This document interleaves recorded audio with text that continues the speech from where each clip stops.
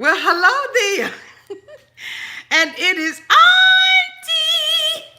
And I am here to do a review on this crazy show called 90 Day Fiancé The Other Way. If this is your first time being here, please like, comment, and subscribe to my channel. And to all of my new subscribers, thank you so much for joining the family. Because everybody needs a sweet old auntie, right? Having one, it just would be nice. Because everybody needs a sweet old auntie, right? So welcome to Auntie's Advice. Welcome. And to all of my nieces and nephews who have been here with me for the long haul, thank you so much for your continued support. Y'all. What the hell did I just watch? TLC, you have outdone yourself. Round of applause for TLC. Just absolutely outdoing themselves. I had to take a little bit of notes. We're going to take our time tonight because at this point we are just getting to know these crazy mofos. Yes, these are indeed the pick of the litter. Okay. I was sitting there laughing. I cried and I damn near died looking at this 90 Day Fiancé show. Now, I have two things that I need to say before I start is one, congratulations to Sauceaholic for reaching 100,000 subscribers. Your videos are phenomenal. You are doing the damn thing. You have made Auntie go out and get some lighting and some editing equipment. And I'm telling you right now, Sauceaholic, you absolutely deserve those 100,000 subscribers. And you should celebrate in any and every way that you want to. Auntie is so proud of you. And I hope that you reach 200,000 subscribers in no time flat. All you need to do is just rub some of that good old luck off on me. Okay. And number two, my daughter is walking my grandchild. So you may hear them coming to the door and you may hear some bells ringing. That's because the dog uses the bells to let her know that she has to use the restroom. So if you hear my daughter and my granddaughter come back, Twyla Cole, then, just act like you don't hear them, okay? Now, they're going to try to come in as quietly as possible, but that's a little bit hard for my daughter and for her Twyla. So anyway, having said all of that, let's meet these crazy mofos, shall we? Oh, yes, we shall. I'm hoping that you all are liking my new lighting and everything. I'm in my new home, and I just get to...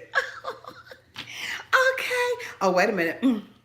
Don't want all my tatas out and everything. You know what I'm saying? I gotta make sure that my girls is good. Okay. That's why I had to make sure that the camera, came down a little bit. Okay. All right, y'all. Let's get started on here. Do not forget to hit that thumbs up button. It's 160 people in here because it's 84. Most of the time it's double that. So it's 160 people in here, but it's only 27 thumbs up. Come on in, y'all. Y'all know y'all can give y'all auntie more thumbs up than that. I come out here, let y'all live chat and all of that kind of stuff. We get in here, we get busy, and we do what we do with the woo whoop and the boo boo boo. Come on and to give your auntie some thumbs up, okay? It shouldn't take Tasha and Mary and Josie to tell you all to thumbs up your auntie. Just come up in this mofo and hit the damn. It don't cost you a goddamn thing, okay? All right, y'all, so let's go ahead on and meet these couples and talk about them. I'm going to try to remain as calm as I can, okay? All right, now. So let's meet the couples in the order in which I think that they're relevant and not relevant, okay? All right, so the first couple that I want to talk about is one of our old ones, is Paul and Karine. Paul... When we were first introduced to Paul, Paul was all kinds of crooked and I mean, I'm talking about crooked letter, all right? And we ain't spelling Mississippi. Paul was all kinds of a hot-ass mess, all right? And Paul still remains a hot-ass mess. We see Paul saying that, he's living in Kentucky. Karine is, at this point, they're married. She is pregnant. She had a miscarriage, as we all know, for all of us that have been watching 90 Day Fiancé. Karine had a miscarriage, and now Paul is, back home from Brazil because remember, he couldn't stay there because he did not earn enough money to stay there. Now, we watched Paul's life and Karine's life over the time period, and we remember last year at the reunion when Paul basically said that he needed to do a DNA test to make sure that he was the father of Karine's baby. Now, we were all flabbergasted, shocked. Okay, when Paul said this. And, of course, our girl, she couldn't get herself together. And she was like, Paul don't look like she's going to be saying, I love you tonight. So anyway, now we're here in the present time, which really is the past time because, oh my God, it's a fly here, y'all. Wait a minute. So I guess they're attracted to the lighting or to my beauty, one or the other. But anyway, so Paul and Karine now are living in separate countries, and he is going to a lawyer's office with his mother, okay, to find out what he has to do in order to bring Karine to the United States of America. Paul said that right now his job is shoveling dog poop and whatever poop, human poop, dog poop, cow poop, pig poop, cat poop, or whatever. That's Paul's job. He's just, he's almost like David. He's just doing odds and end kind of jobs. And so, we see him, I guess he's a day laborer or whatever. And, he's going with his mom to find out, how to bring his pregnant wife here to the United States. He is riding over in the car with his mom, and his mom is saying, Paul, basically, I told your ass not to get married. And as we all remember, first season we were introduced to Paul, his mother was not in agreement with this relationship that Paul was having with this woman in Brazil. Or where is she at? Wherever she is. Okay, I'll get it right next time. Damn it, I got too much, okay. So basically, no, she's in the Amazon. Anyway, she's somewhere where Paul don't want to be in the water without a protector to protect his, his good. So Paul is sitting in the office with the lawyer with his mom attached to him. And, he asked him, what can I do to bring my wife over here? He said, well, you know what? For immigration law, you have to be making $26,000 a year for a family of 3. And so, Paul was like, oh, wow, what the hell? And I'm thinking, what? I mean, what are we panicking? Who shot somebody? Because I'm wondering why the hell you shocked that $26,000, like that's nothing, like that's pennies, like bitch, that's lunch money. Like who's not making $26,000 a year? Like kids working at the McDonald's making $15 an hour are making more than that, Paul. I mean, do the math on it. What are you saying? That's a lot. How the hell is $26,000 a lot of money? But for Paul, he almost fell out the chair. And he says the only way that he can afford to bring Karine over here is if his mother sponsor him. So his mother was sitting in the chair and was like, Paul, I'm not sponsoring her ass. I told you what to do and what not to do. And you know the situation right now, don't you, Paul? The mother tried to emphasize this several times to Paul, that you know the situation. So evidently there's a situation that's going on down at the ranch. And so, Paul is mad with his mother. He's irritated and everything with her because, he's like, I need you to, give me your money. But you know what? Paul's mother, unlike all the other mothers, on these damn 90-day fiancé shows, said, bitch, I'm not enabling you. I told you what to do. You didn't do it, bitch, you on your own. Kudos to Paul's mom. Paul then goes into a tantrum where he's in the car with his mother and he's being extremely disrespectful. Paul, I know over the years, darling. Okay, now this just me and you, just us. This ain't nobody else in the room. Over the years, Paul, you and I have not seen eye to eye on some things. I'm sure that there was some commentary, some gas and some giggles that I did over the time period that you did not like. Over the last couple of months, you had reached out to me and we started developing a relationship with one another where we had mutual respect one towards the other. We just got to the point, Paul, where we could talk.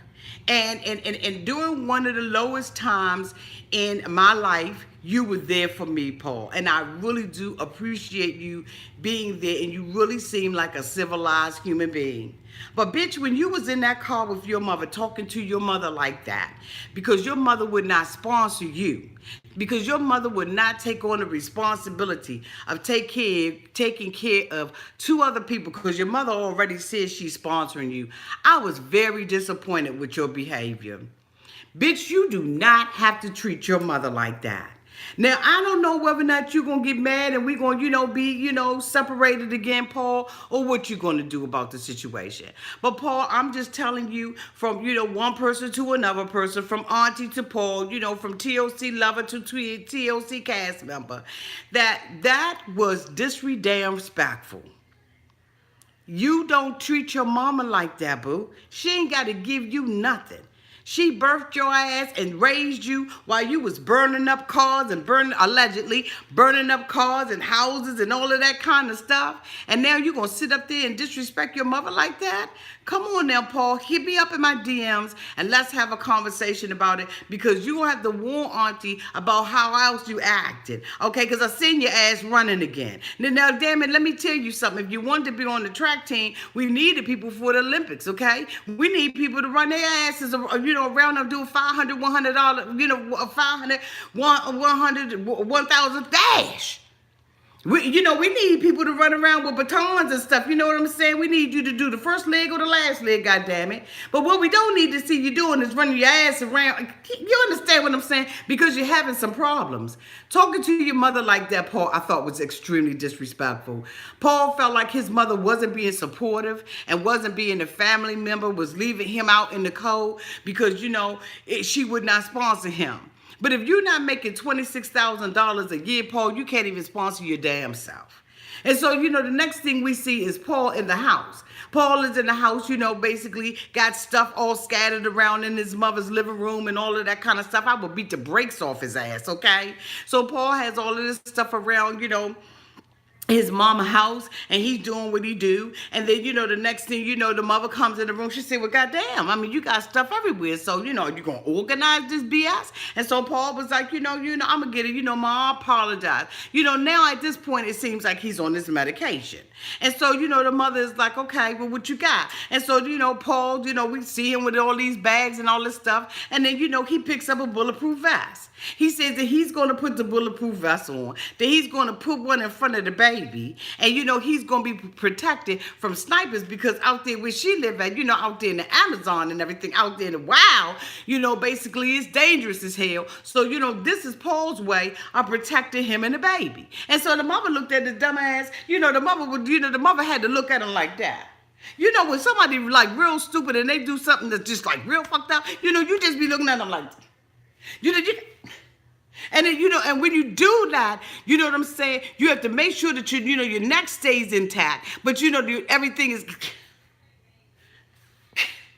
the mother looked up, what the, she said, they ain't gonna do nothing but shoot you in the head. And Paul says, Mom, they ain't gonna shoot me in the head. That's just the worst case scenario. Bitch, why in the hell are you buying a daggone harness, for you to carry your baby in, and then you got a bulletproof vest one, and then but you using the baby as a damn shield? What the dog? What? So Paul still has these wild imaginations of things. And so, we see him go to the airport because, he's supposed to be leaving. As we all know, when we saw him, when we were first introduced to him, and he was going over, into the Amazon, he had all these cases. So he gets to the airport, and they was like, he was like, dragging stuff in. The mother was dragging stuff in. She was talking about how much she was really going to miss her baby. That's her baby. You know what I'm saying? And no matter how crazy we think that Paul is, how crazy, deranged, and strange, we think he is. That's my baby, damn it. You know what I'm saying? And so, the mother's upset and she's, feeling a little something about it. So Paul gets up to the counter and everything, because he wants to check his bags and to check himself in and fly his ass off, to go and see Karine. And the man said, how many bags you got, bitch? And so Paul was like, I got 5. You know what I'm saying? 1, 2, 3, 4, 5. Yeah, I got 5 bags. And the man said, no, but you can't have a 2. So Paul was like, I can't what? He says, embargo. Can't have a 2. So Paul said, I done did this before, man. I always travel with two suitcases and 5 storage trunks. And the man said, well, you ain't doing it this time because there's a damn embargo. And if you want to, you can talk to my supervisor about it. But you ain't getting up on this plane here, okay? You're not getting up on this plane here in Kentucky to fly your ass nowhere with 5 daggone luggages. So he said, Paul said, you know what I think I'm going to do? I think I'm going to call my supervisor because you got a little small mouth. So, he calls, supervisor. Yeah, hey, hello? Yeah, my name is Paul, TLC, 90-day fiance. You know me. Basically, I'm trying to go, to see my girl and everything. I got all this stuff that my baby mama asked for. She wanted toys, stuffed animals, unicorns, and all of that kind of stuff. And then, a couple of baby diapers thrown in the middle. And so, I usually travel with 5 bags. And this mofo up here telling me that, it's an embargo. And so, Oh, okay. So what I'm supposed to do? Cancel my flight? The guy on the phone was like, but you do what you that ain't our problem. So, Paul, he's upset and everything. He all tied up, twisted, tangled up. And so basically Paul makes a determination to cancel his flight. Because he's saying the baby stuff got to go to Karine. Is the baby going to be naked in the Amazon? Is the baby going to be wilding out? Is the baby going to be like, bam, bam, on the Flintstones? What the hell happened to the baby? So the mother was like, no, just go ahead on, Paul, and do what you got to do. Take what you got here and just go ahead on and do what you got to do. So Paul was like, I didn't ask you nothing. So the mother was like, Paul, I'm saying, Karine would rather see you. Paul tells them, cancel the ticket. So the mother said, bitch, you losing all that money. You only make $26,000 a year. You losing all that money, Paul. And Paul was like, I don't give a damn because I can't have it my way. So the mother said, when Paul gets upset like that, his electrical wires, you know what I'm saying, go all crazy. So the mother said she used to that. But I'm looking at the mother and saying, I'm going to tell you right now, let him spaz out like that and see if I don't blackjack his ass. You know what I'm saying? You know what I'm saying? Paul is acting a complete and total fool. Again, now he disrespects his mother. He's blaming all this on the mother because the mother would not sponsor Karine and the baby. And so the mother is like, so Paul, you trying to say that this is my fault? And Paul is saying, I don't have no family support. Do you understand that my life is hell? Boo, your life been hell. You got 5 trunks, 5 suitcases, 2 suitcases, and 3 trunks. Your life been hell. Your life was hell when you was with Karine over there, okay? Your life been hell, Paul. You are shoveling for a living. Boo. Don't make this about your mother.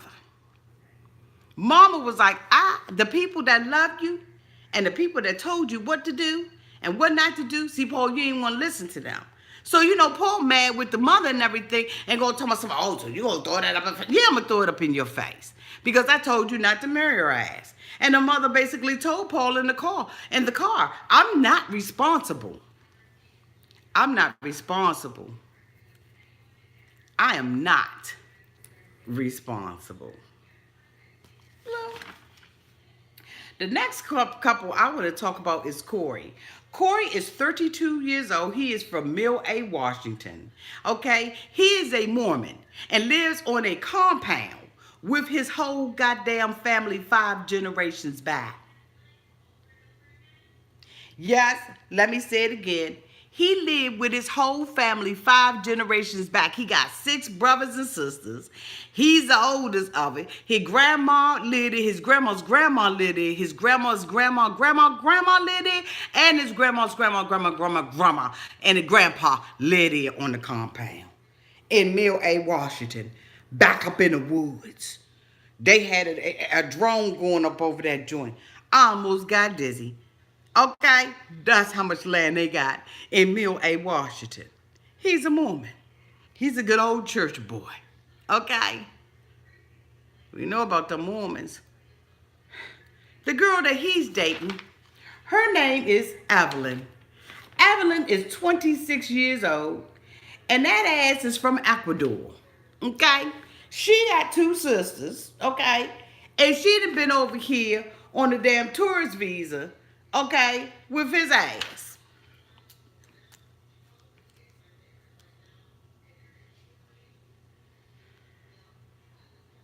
So then, if you can come over here on a tourist visa, right? Then why are we doing tourist visa instead of doing 90 day? Because to me, if you over here for 6 damn months, don't they give you more time to make a decision about when you're going to be married? Why the hell is we doing 90-day fiance? Do these bitches not know that they can do tourist visas for 6 months? I mean, help auntie. Now, maybe 90 days is a little bit more catchy, or you think you really going to get married to the mofo. But damn it, if I got an option for a bitch to be here for 6 months as opposed to 90 days, I'm taking the What is wrong? She been over here for 6 months, y'all. Now, unless I heard it wrong, y'all correct me in the comments, because I know y'all asses is. Y'all always correcting your auntie. But why the hell would you do 90-day fiance when you can... Like that was a gag.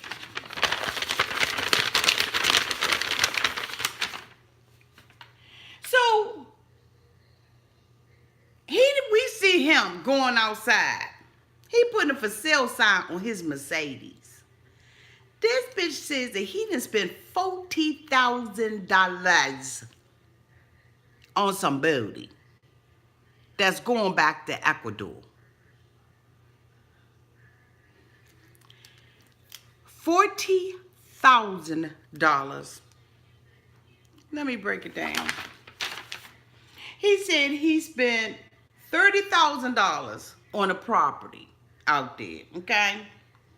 $6,000 on a car, not for them, but for her, and $2,000 to invest in a cocktail bar.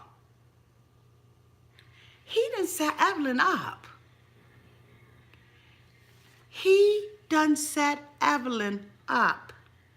You talking about an episode of the Traveling Pants?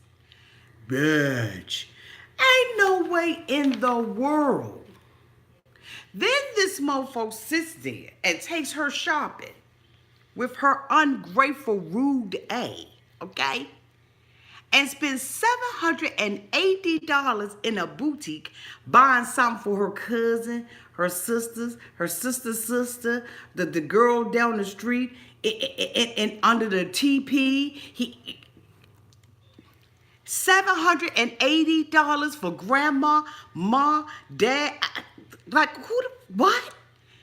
For $780 in Ecuador, bitch, you done put clothes on everybody's ass in Ecuador. Everybody's ass. Everybody's covered. Okay? She said, she appreciated But you know what? At the same time, she don't appreciate nothing.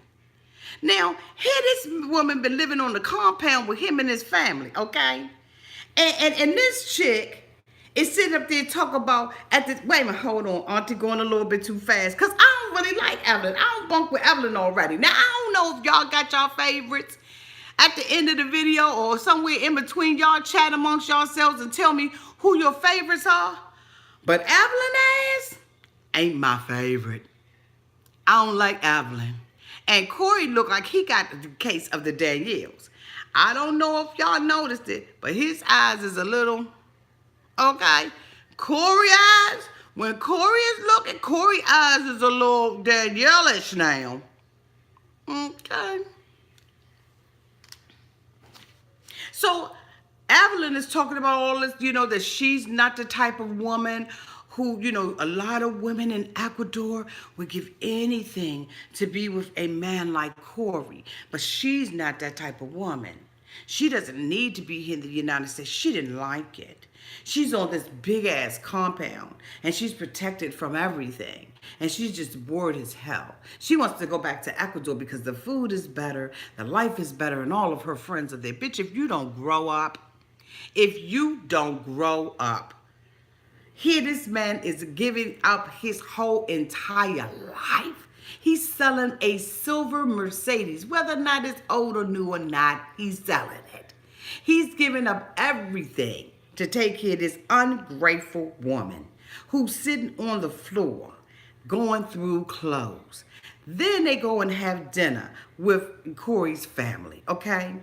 They all sitting at the table. Not all 6 of his siblings, but a couple of them. And his mom and his daddy. His mom and his daddy say a nice little grace, like nice little Mormon grace upon the food. And they sit down. They're having a conversation because they are under the assumption that she's leaving. But they don't know that their son is planning to leave with her. Now, he's not leaving with her, he's leaving after her, but nonetheless, he's going to Ecuador. So she's sitting at the table, basically talking down to these people up in their mofo house. And they sitting up there like that.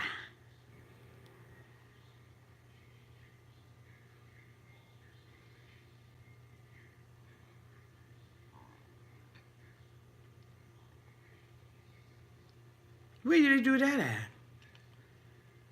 On a Mormon compound? Because the moment with you to set up there and act like you was just one tad bit ungrateful. Me and my sisters, I know, would have been leaping cross tables in a single bound. Okay? This woman sits there and says that her pastor told her that they were cultish or that Mormons were a cult. And the dad said, where you go to church at? She said, I go to church. I'm, evangelist.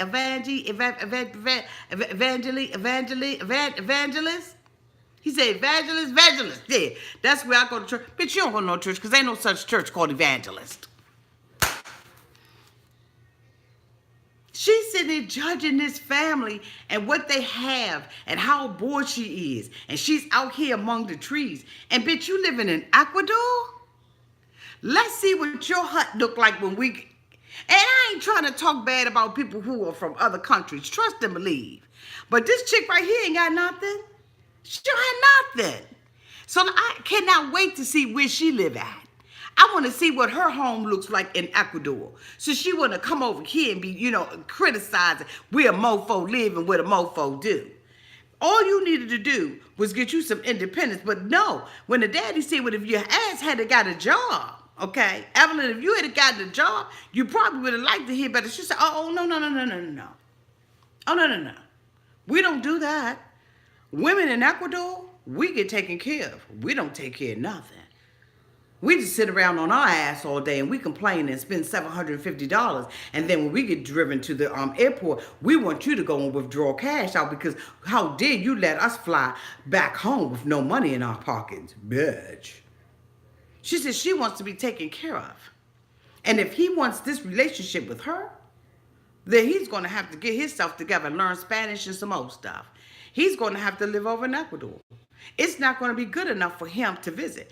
But wait a minute, ain't this the man that's financing your life? Ain't this the man that you going over there with sat with a car, a $6,000 car, okay, sat with a $30,000 home or apartment or wherever the hell y'all gonna be living at, and then you got $2,000 towards a cocktail business? Look like you gonna be sitting real pretty, Evelyn, whether he come or not. And that's why you nonchalant like that in the car, and you was nasty like that in the car when he was driving her to the airport, because you know what? Your life already set. He done already set your life up. Oh, but that's right, I forgot. You one of them little hoes that don't need you a man. That you ain't that type of woman that need no man, but you gonna sit up there and tell him what he gonna do. And then I heard your little shady ass comment when you said, well, I don't know. I'm kind of worried about Corey's ass, because with them daggone eyes sitting up on his head, situated the way it is, I don't know if he gonna be able to make a whole lot of money in Ecuador like he make here. So I may just have to, do a little puss in boots with him and send him, get him the puss, and then boot his ass up out of Ecuador back to America so he can make more money to finance my damn life. Evelyn, I'm gonna tell y'all right now, Auntie don't like Evelyn. Don't like her attitude. Didn't like how she was cold carrying him in the car. It's up to you, Evelyn said. If you want this relationship to work, then bitch, you're going to come to Ecuador. If you don't want the relationship to work, don't bring your ass to Ecuador. It's up to you. But I got your $40,000, boo. And you selling your car. How dare she? How dare she talk to his family the way that she did? I don't like her. I don't like her. To Evelyn. The next couple that we got is Tiffany. Tiffany is from Frederickburg, Maryland. She over there on the other side of the pond. Tiffany has an 8-year-old son named Daniel. I don't know why the hell I didn't write down here how old her ass was. But I think she I don't know. Tiffany said that she's a makeup artist. And she going to South Africa to be with a mofo named Ronald. Ronald, 28. Okay? She met him out there. Now, Tiffany think a mofo real stupid. Tiffany, you think we dumb as hell. Tiffany sat up there, y'all. Let me tell y'all this story that Tiffany told us. Tiffany sat up there and told us that she was pregnant, right? That she ain't had no belly. She ain't had no signs that she was pregnant. But just all of a sudden, one day, Tiffany got sick. Was having cramps and everything. And fucked around and had a baby. Said she was 10 centimeters by the time she got to the hospital. Said her mother thought she was a virgin. She was 17. She said she had the baby 2 weeks before her 18th birthday. And this is the story Tiffany told us, y'all. This is the story Tiffany left us with. Tiffany, you must think we stupid as I don't know why. I ain't nobody that dumb that we believe that story. But okay, if that's the story you want to tell, you go ahead. But Tiffany, I'm going to tell you right now, honey, something's wrong anyway. Because you sat up there and said, while your 8-year-old son was sitting on the chair, you sat up there and said your sister that was sitting beside you that your mom had was 3. So what the hell is going on? Because I know you every bit. Okay, so if you 18, okay, so if you was 17 and you got an 18-year-old son, you about 25, 26 years old, okay, if we doing the math correctly. And your mama just had a 3-year-old child. Come again?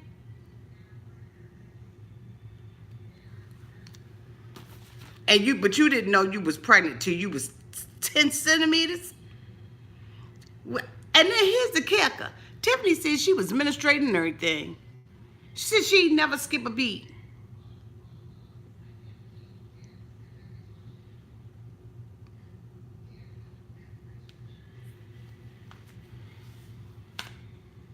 Okay, Tiffany. So anyway, Tiffany decides that she's going to go to South Africa with a couple of her friends and everything. And, when she's out there with her friends, she meets Ronald. She said, basically her and Ronald had a good time and everything. And he took her up on the mountainside, up on some damn cliff. He could have pushed the dumbass off, but he didn't. And she said at that point she realized, I have fallen in love with a man in South Africa. Now, Tiffany looks sane. Tiffany looked like she kind of got it together. She's a very attractive young lady, if I must say so myself. Her and her mama look like they can be twins. The only difference between them is that her hair is dark and her mama hair blonde. But she looked just like her mama. But Tiffany, something's wrong with this. I don't know when it's going to come out, but something the hell is wrong with Tiffany. So Tiffany, she dating Ronald. Ronald 28. But this mofo got a rough life, a hard life. So she said, after 6 months, she went back out there. The mofo took her back up to the same cliff and proposed to her. So, she was like, all right, then, I'm going to go ahead and marry this man in South Africa. And I'm going to take my whole life, okay? My whole life. And I'm going to go over here and I'm going to live with this mofo over in South Africa. But this mofo got a gambling problem. This mofo got a serious gambling problem. While they were filming, the mofo had went to the gambling, to the little place that got rehab. While they were still filming, the mofo relapsed, started everybody's stuff about the village, and now his ass right back in rehabilitation. When he gets out of rehabilitation, she bring her ass over there 2 days later, and 2 weeks after that, the bitch is getting married. Now, you can't, and you taking your son. She said that the reason why she went with the baby daddy was because when she found out that she was pregnant with the baby, she asked him, she told him, either you all in or you all out. He said, I'm all out. She said, all right then, well, I'm going to raise baby by myself. Well, okay, it's a lot of women that do that. But why the hell is you going over there with Boogity Bear Bank Robber? Boogity Bear Bank Robber said that he went up over there. He said his gambling problem, he needed money. He said, so he figured that he would take the, the $10 and flip the $10 into $20 and then the $20 into, he would just keep on changing the color of his chips. But see, what he didn't know was, that the dealer most of the time gonna always win, especially when they know you're hungry for some money. Because scared money can't win. But, he said, in his hunger, in his quest, and his thirst, for, flipping that money like that, and he's seeing all them cards, them cars going real fast. You know how the dealer be. And you don't realize that it's 5 aces in the deck. Okay? And 2 tens. And the likelihood that you're going to get blackjack is slim to none. This mofo said, I just went on and went shopping at my mother's house. I felt like my mother needed her home renovated. So while her ass went out on vacation, I decided that I would reno and demo the house. And I would take all my mother's stuff. This mofo was robbing from his own mama. He said, my mama turned me into the authorities. I would have turned you into the authorities, but you'd have been dead first. Okay? Because everybody would have took turns whooping that ass. Because ain't no way in the world somebody gonna work all their life and you gonna come up in their house and be stealing like that. So TLC is taping this mofo up in a rehab center. Boy, we gonna have fun this season with this mofo show right here. I'm just trying to keep it calm and keep it cool and collective so that we can go ahead on to get through it and I can introduce these mofos to y'all. What the Sam hell rocket ship is going on? This mofo is a thief, a crook, a robber, a stealer, a liar, a drug addict, an alcoholic, all of it just go together. Then we see him sitting around, kumbaya, my Lord, kumbaya, kumbaya, my Lord, kumbaya. With a whole lot of men sitting up there talking about Jesus is the way, the truth, and the light. Boy, you better, if you don't stop. So she didn't tell her family enough, and she goes and tries on a wedding dress and everything. And then, she realizes, as it's getting closer to the day, she got to tell her mom and them what is she doing. So she tells her mom and them, and the mom and them sitting up there like, what in the hell? She goes and sees a lawyer, okay, because she wants the mofo to come up over here. Y'all, I'm going to try to speed it up. She goes out here, and go and see a lawyer and sit up there acting like she don't know what kind of charges she got. She said, I guess I should have asked more questions. The lawyer said, you're damn right. You need to ask a whole lot of damn questions. Because if this mofo got a criminal record like you say he got, this bitch can't get up over, he can't come up over here. Because what she's trying to do is figure out whether or not she's going to be living in South Africa or whether or not she's going to be able to get it. We don't need his ass up over here. We don't need him over here. We got enough criminals. We don't need a nary one, a nary never gambler, no. Don't nobody need their houses renovated over here by Ronald. No, fuck that. Let Ronald go ahead on and stay with the hell he is. You understand what I'm saying? But the girl look like she's sane in the membranes. She don't look like she crazy or anything like that. But when you doing stuff like that, something is the hell wrong with you. Something is the hell wrong with you.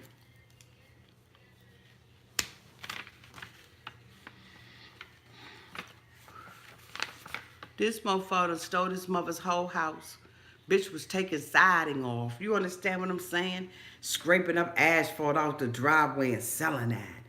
How in the hell you gonna be with somebody that you can't trust? This bitch out there selling asphalt. You know what I'm saying? A yard, $10.50 a yard. Bitch, is you crazy? Ain't nobody say South Africa is a jungle. Ain't nobody say that. Come on. Now, I'm going to tell y'all, to the new people, don't get sensitive. Whatever we do out here is for grins and giggles, okay? We ain't saying it's a jungle. Ain't nobody said that now, okay?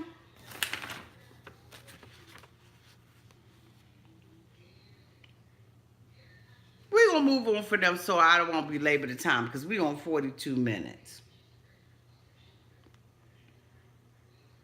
The next couple I want to talk about is my girl Jenny. I'm in love with Jenny. I am so in love with Jenny. Me and Mr. Jones. We got a thing going on. Not. Jenny is sitting there with her 60-plus-year-old ass, giving us life, liberty, and the damn pursuit of happiness. Jenny said, I'm living my best life. I ain't got time to bunk with you ninjas. Jenny that sat up there had that ass up on Facebook. I'm telling you right now, Facebook and Instagram is the devil. She's sitting up there minding her business, looking for all kinds of knitting clubs, okay? Clubs where she can go and do scrapbooking. And all of a sudden, a fine, sexy piece of drop of chocolate named Michael Jones comes up in her box. Jenny said, bitch, where in the world did this hot, sexy come from? Jenny said, I don't know what the hell. When Michael said hi, Jenny said, who? Hi, who? Hi, who you talking to, Michael? I know this bitch got the wrong Facebook. Michael said, oh no, it's you, boo. Is it me you're looking for? Jenny said, yeah, it's me. She said, boy, I'm sitting poolside, and I was sitting up there wondering how and why would he be looking out of all the cars and bars that he could come into. Why this one? Jenny said, I don't give a damn why he came into. As long as he here, bitch, I don't care. I'm 60 years old, and I ain't okay. She said after she was talking to this Michael Jones for a while, Michael Jones said, bitch, I can't lie no more. She said, what? What do you mean? He said, my name ain't Michael Jones, and I damn sure ain't a hot drop of chocolate and sunshine. Jenny said, you know, well, send me a pic, boo. Let me make that decision for myself. Michael took that daggone acting like Arya Stark on Game of Thrones and the faceless man. Michael Jones was faceless and okay. Michael Jones turned into the Night King because when Sumit came in and brought his ass out, I said, God.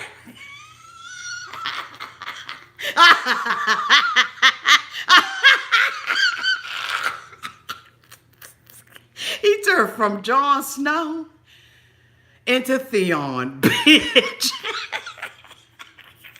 I said, come on now. Y'all can't do. Y'all about to make Auntie fall off the chair, bust her ankle, my knees, all scrape my knees caps. I said, bitch, that's Theon. Where's Jon Snow? Come on, goddammit. I'd rather date the daggone Night King.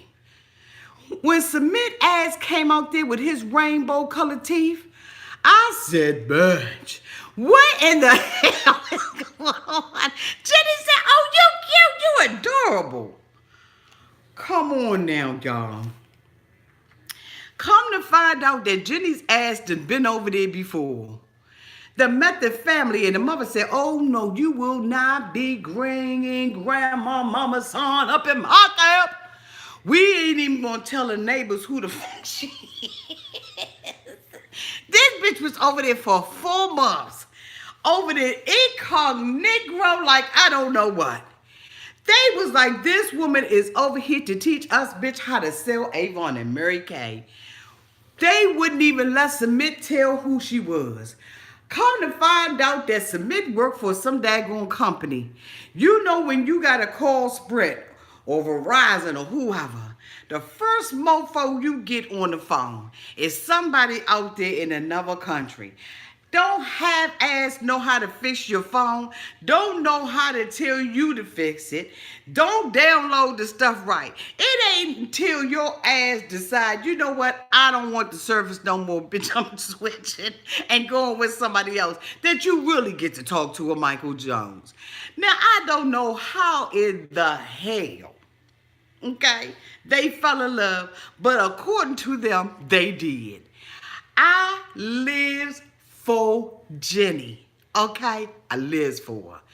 Jenny was sitting up on the bed with her daughter going through clothes, y'all, and the daughter, Christina, was like, Mom, can you wear this hoochie mama stuff over there? Mom said, I can't be hoochie over there. Now, I done told you, damn it. You ain't gonna have me locked up. She said, well, then hell, Mom, just go ahead and burn the closet down. Mama had all kinds of T-streets because Mama live out there in Palm Springs, California, okay? Sumit.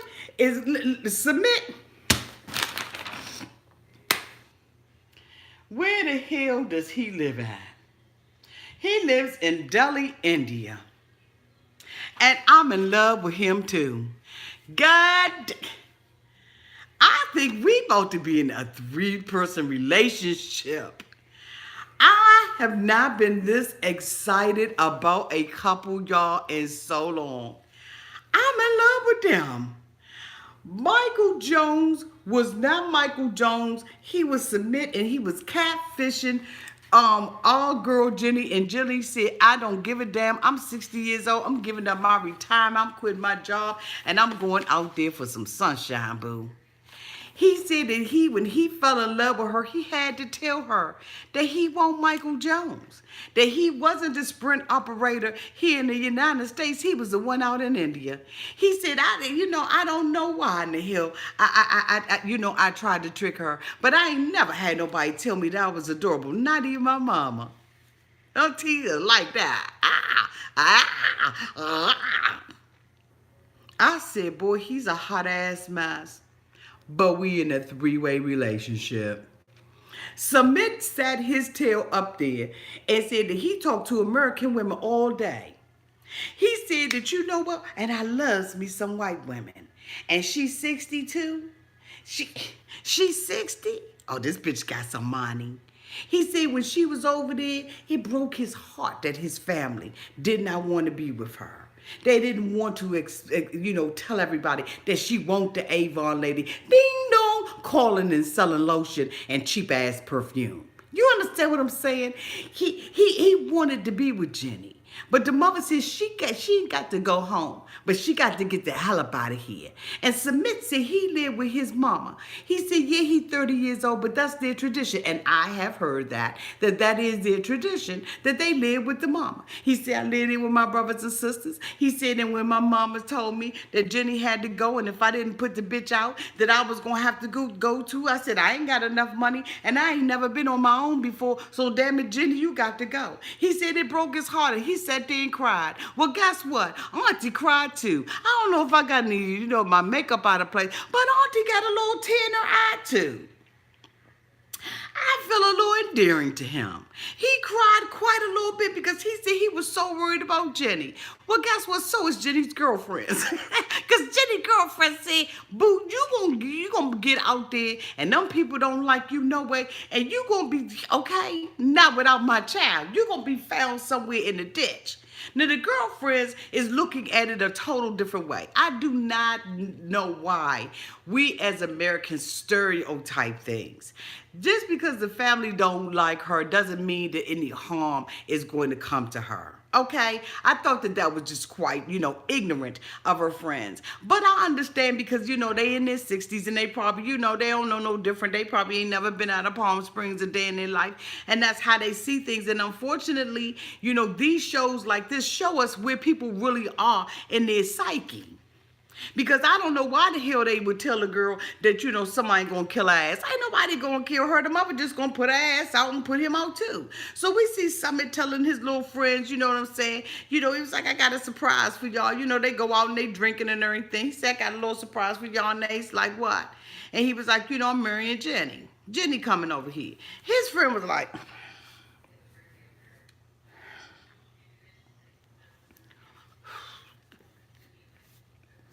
this about one ignorant bastard. His friends are like, come on, man. His friend was like, you talking about Jenny? That Jenny? He was like, yeah, that Jenny. That Jenny? That Jenny. That bitch, that Jenny. That Jenny. Bitch, is you crazy? Your family ain't like her. What you gonna tell your family? He said, I ain't gonna tell my family. I'm just gonna lie to him. When Jenny get him, I'll move with Jenny. But bitch, you ain't gonna move with Jenny, and if you be with Jenny, you ain't gonna be with Jenny for about 6 months, because Jenny went to the lawyer's office. She went to a financial planner's office and told the financial planner that she ain't got but $6,000. She said, and I want to know how long I can live in India off this money. He said, bitch, 6 months. He said, you ain't got enough to buy a car, let alone talk about living in India somewhere. Jenny said, what? Well, I was told by my friends that, I could use my retirement. I am 60. He said, retirement? Retirement in India? Ain't no such thing as retirement in India. Because, see, you can ready to go over to India and give up your American citizenship. Thus, that means that you give up your Social Security, your retirement, and some more stuff. Bitch, what you got in your account is what's good for you. And you going over to India, you got about a good 6 months. Jenny said, what? I'm thinking that I'm going to go over there big ball of shot. Carly said, no. You'll be broke and have your ass back here in less than 6 months. So Jenny got some things to think about, but she ain't think about that because she all out there, with her tight black jeans on, with her little girlfriends trying to look, young and everything, like Real Housewives. And thank you so much for the super chat. Jenny is sitting her whole ass out there, okay? He seems to be a serial liar. He probably is. Hi, Robin Jones. Thank you so much for the super chat. He probably is. Because he's a telemarketer or a teleworker, or he's selling power and electric and all that. Bitch, the wires is over here. Why the hell I got called to India to get some electric? I'm just saying. So if my lights go out up in this motherfucker, do I call Sumit?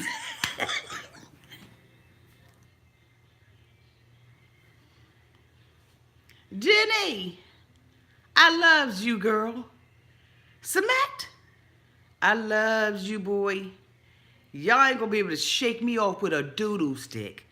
Every cotton freaking move y'all make, I'm gonna be jotting it down on a sheet of paper. Cause I loves y'all. So, we looking at him and he's telling his friends that, he's not going to, give up his place with his mom and them. But he get all emotional again. And so the producer said, well, what the fuck you crying for now? I would love to be with TLC cameraman and producerman and the gripman just one time. Just one time. TLC, please grant me that wish. Just one time. I ain't got to host nothing. I don't have to do nothing. Just let me go out on a field trip with y'all when y'all are taping these mofos and y'all getting these storylines and stuff like that together. Just let me be behind the screen. The TLC man said, the fuck is you crying for now, Sumit? He said, I'm just worried about her. I'm worried about her. He said he love her. And I believe he love her.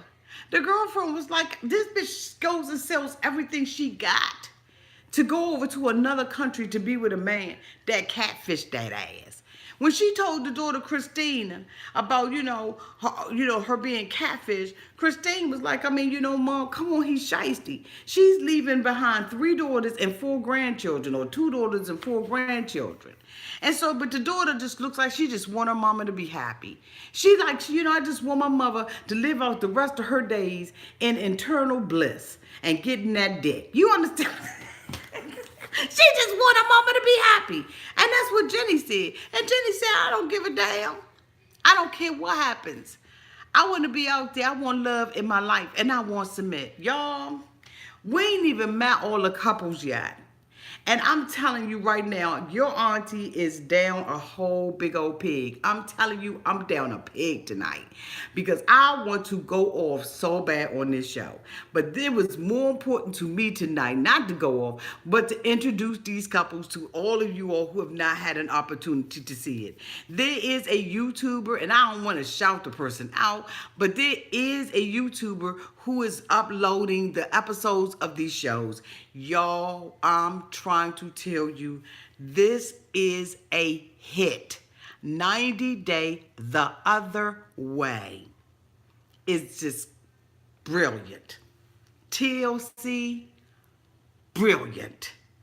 Because we are going to watch these mofos go to another country and act a complete damn fool. I don't know who your favorite couple is. Please put in the comment section so that I could come back and look at it later who your favorite couple is and who you're rooting for and why you're rooting for them. Again, let me run through the couples one more time before we get up out of here. The first couple is Paul and Karine. The second couple we covered is Corey and Evelyn. The third couple that we covered was Tiffany and Ronald, the robber. And the fourth couple was Jenny and Sumit, aka Michael Jones. Y'all, thank you so much for being out here. Thank you all 400 and some odd people who are out here. Thank you so much. Thank you for hitting that thumbs up button. And you know what? If you have not already subscribed, please do so. If you haven't hit the thumbs up button, go ahead on, hit it on your way out. But I do appreciate you all being here. And y'all, we are in for a bumpy ride. Oh, I see everybody saying Jenny and Sumit. Let me see Jenny and Sumit. I don't have a favorite. The Korean couple. Oh, okay, I haven't seen them yet. I like Jenny and Sumit. Paul should have had a job already to bring his wife over. Bam Bam from the Flintstones. Okay. Paul and Karine, Jenny and Sumit. Paul, the Korean couple. What's up with the Korean guy? She found a 40K sucker. Okay. My chocolate stomach said my stomach hurt. I don't know what to say. I saw that my girl was out there tonight. Jenny and Sumit so far, but I'm on the edge of my seat for the Qatar couple. Me too, the Korean couple too. Yes, because she done got pregnant and birthed the family. Jenny and Sumit, Tiffany will be fine. And SALO, we get free health care. Okay. I'm loving Sumit and his tears. Okay, he is crying up something terrible. She was knocked up and she wants let him go. Won't let him go. I think they all crazy. Victoria Wymer, I agree. But I am here for this crazy ride. When TLC comes out with something new, bitch, I'm on it.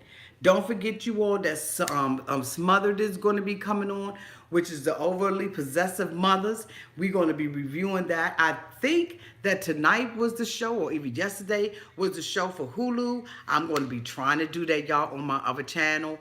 And don't forget that Love or Life After Lockup is going to be coming on. Your auntie is going to be reviewing that. I'm going to be trying to bring these things in here. I'm hoping that you all stay with me and that you be looking at these reviews and stuff like that. And I hope that you enjoy it as much as I have enjoyed you all tonight. Y'all, thank you so much again for being here. Thank you to my wonderful moderators who hold down the chat and make it safe for all of y'all to talk. And thank you so much to everybody who has super chatted me tonight. I love you all to pieces. And y'all have a great day until we meet each other again. Mwah. Bye-bye.